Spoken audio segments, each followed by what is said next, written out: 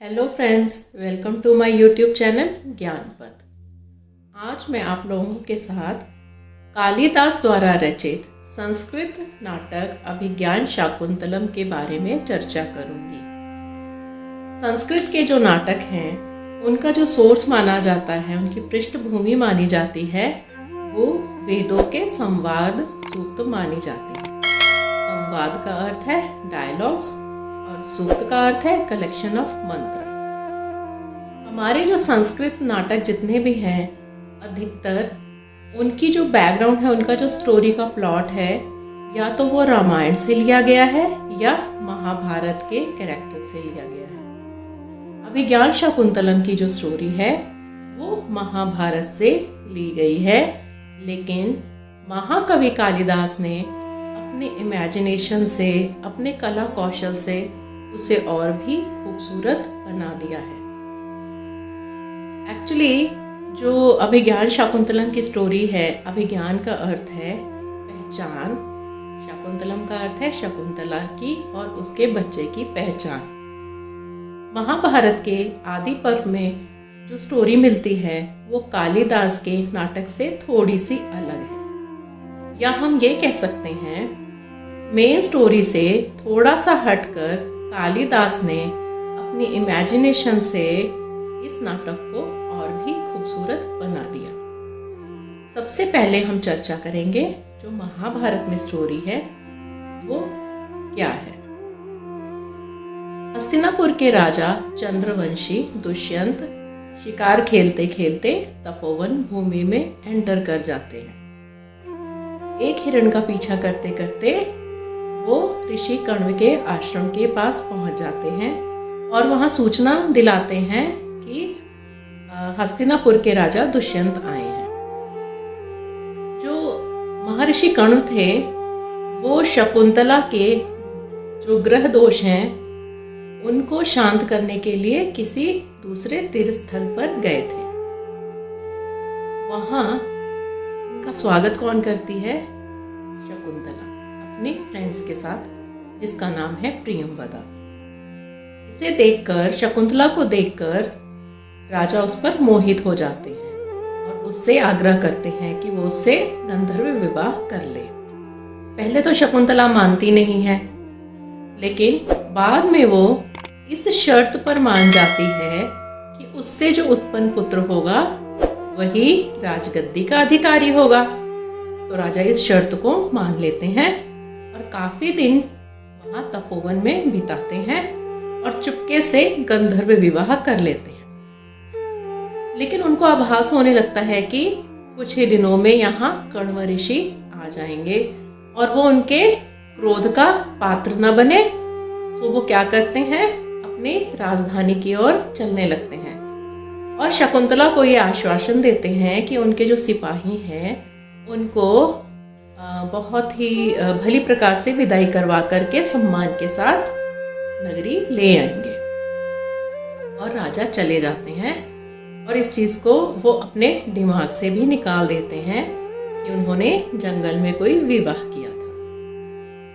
जब इधर कण्व आते हैं तो वो अपनी समाधि में दुष्यंत और शकुंतला के विवाह का पता लगा लेते हैं।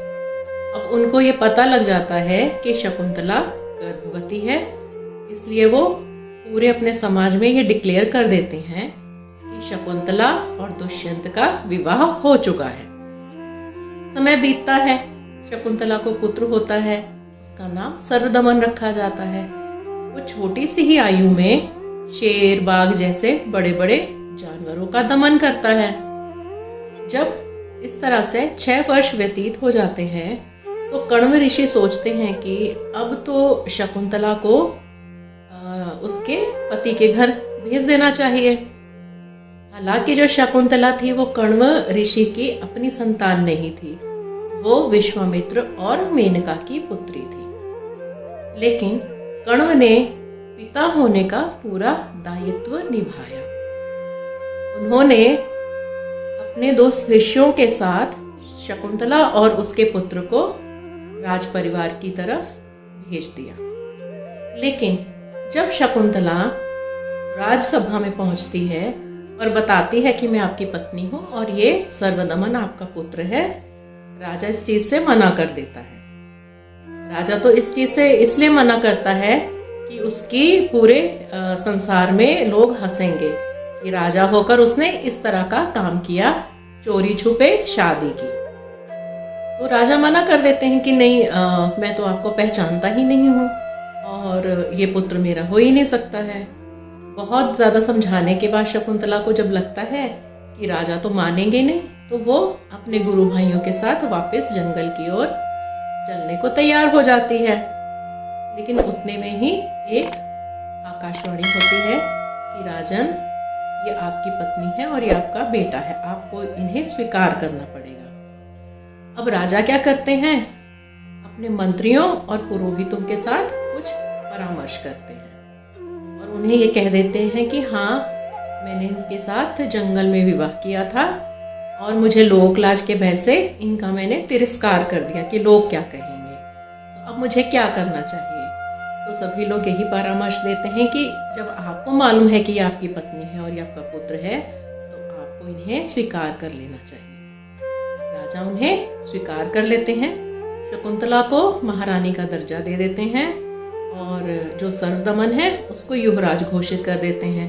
उसके बाद सर्वदमन का नाम सर्वदमन से भरत रख देते हैं, जिससे आगे चलकर हमारे देश का नाम भारत पड़ा। सो ये थी महाभारत की शकुंतला की कथा। अब हम चर्चा करेंगे अभिज्ञान शकुंतलम, जो महाकवि कालिदास की रचना है।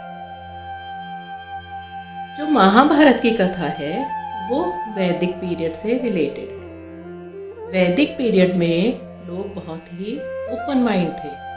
सोसाइटी में किसी भी चीज़ के लिए वो किसी भी गलत चीज़ को वो बुरी नज़र से नहीं देखते थे, बल्कि उसका सॉल्यूशन निकाल कर उस चीज़ को सॉल्व करने की कोशिश करते थे।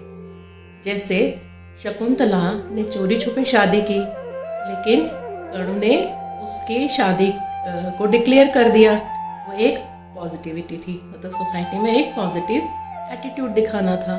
काफ़ी सालों तक वो अपने मायके में रही पूरे सम्मान के साथ, और उसका बेटा भी वहीं पालन पोषण उसका होता रहा। लेकिन जो कालिदास की नाटक है, कालिदास का अभिज्ञान शकुंतलम, उसका जो टाइम है वो क्लासिकल पीरियड है। उस समय में समाज चेंज हो गया था, समाज में बंधन हो गए थे, हर चीज़ के लिए रूल्स एंड रेगुलेशन लागू हो गए थे। तो कालिदास ने सोसाइटी को मैसेज देने के लिए कहानी में थोड़ा सा हेर फेर किया और अपनी इमेजिनेशन से उसको बहुत ही खूबसूरत बनाया।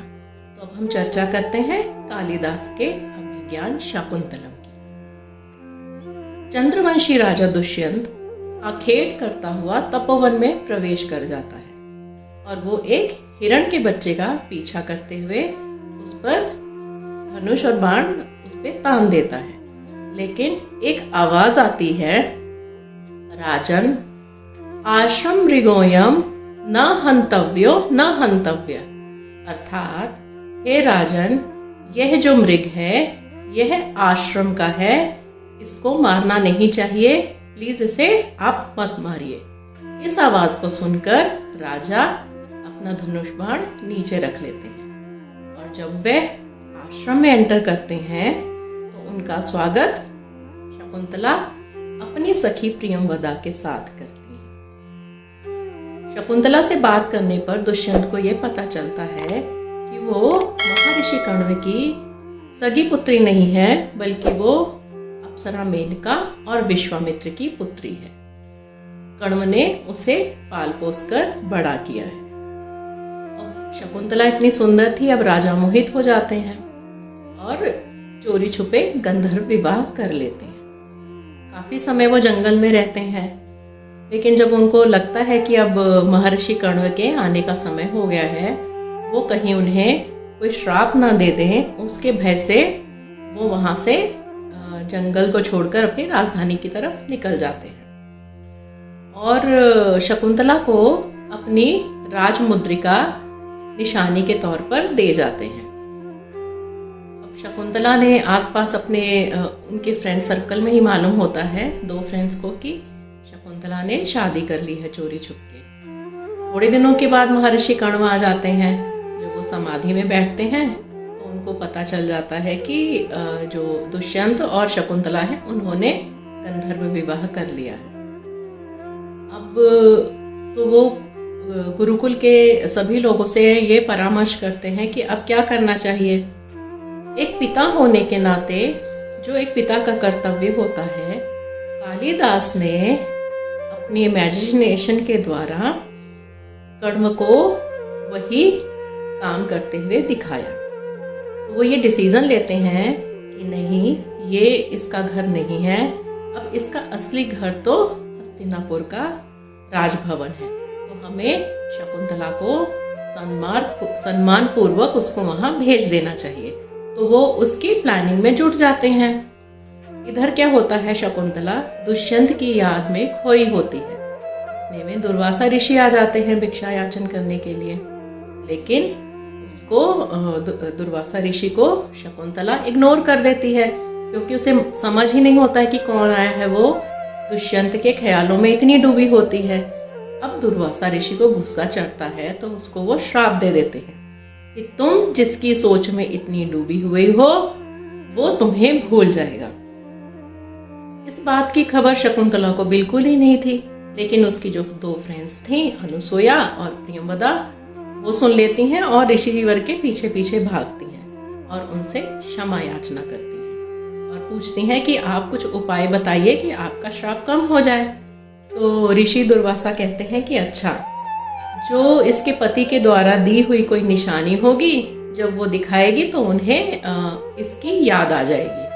वो चले जाते हैं, लेकिन प्रियंवदा अपनी सखी शकुंतला को परेशान नहीं करना चाहती है, इसके बारे में वो उसे कुछ नहीं बताती है। इधर ऋषि कण्व शकुंतला की विदाई की तैयारी करते हैं। जैसे एक गृहस्थ पिता अपनी बेटी को ससुराल भेजने की तैयारी करते हैं, वैसे ही महर्षि कण्व अपनी बेटी को ससुराल भेजने की पूरी तैयारी करते हैं और विदा करने से पहले उन्हें कुछ समझाते हैं। जैसे आजकल हमारे अक्सर घरों में माता पिता विदा होने से पहले लड़की को अच्छी शिक्षा देते हैं, उसी तरह महर्षि कण्व उसे यह शिक्षा देते हैं कि देखो बेटा, तुम तो जंगलों में पली हो, तुम्हें राजभवनों के कायदे कानून नहीं मालूम है।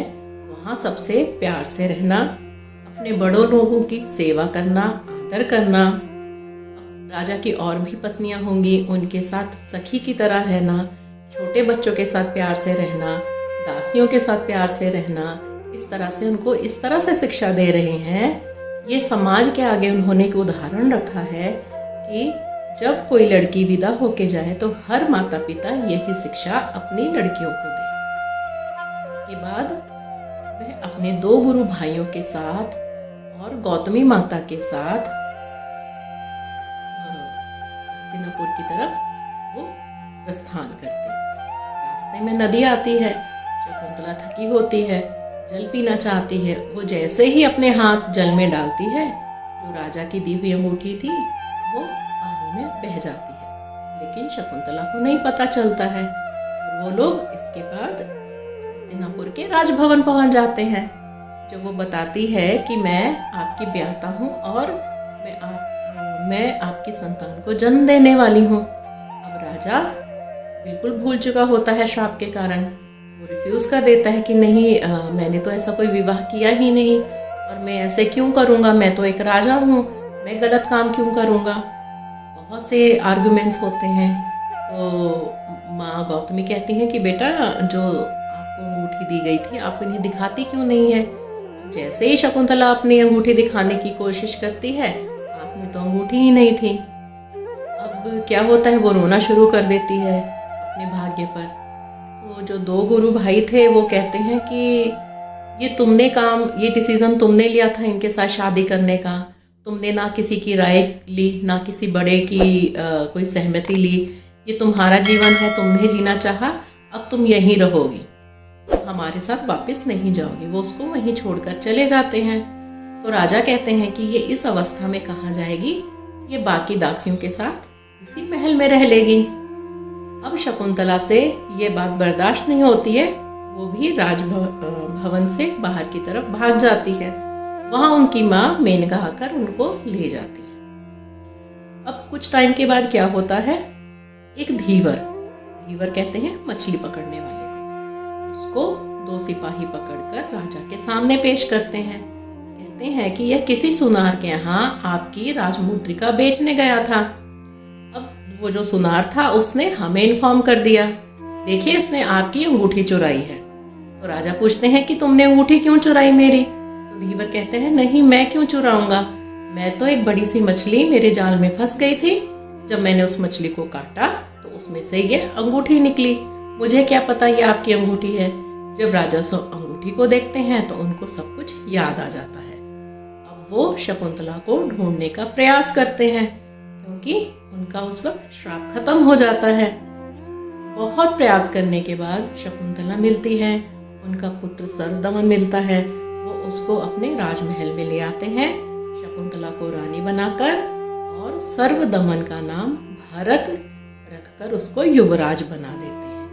यही भरत जो है हमारे देश के जो नाम है भारत, उन्हीं भरत के नाम से पड़ा है। सो फ्रेंड्स, ये थी अभिज्ञान शकुंतलम और महाभारत में जो शकुंतला और दुष्यंत की कहानी है। सो हम ये देखते हैं कि जो हमारे कवि हैं कालिदास, उन्होंने सोसाइटी को मैसेज देने के लिए कहानी में थोड़ा सा हेर फेर कर दिया, लेकिन कहानी वैसी ही खूबसूरत है। सो फ्रेंड्स, हम फिर मिलेंगे नए वीडियो में न्यू टॉपिक के साथ। Have a good day, bye.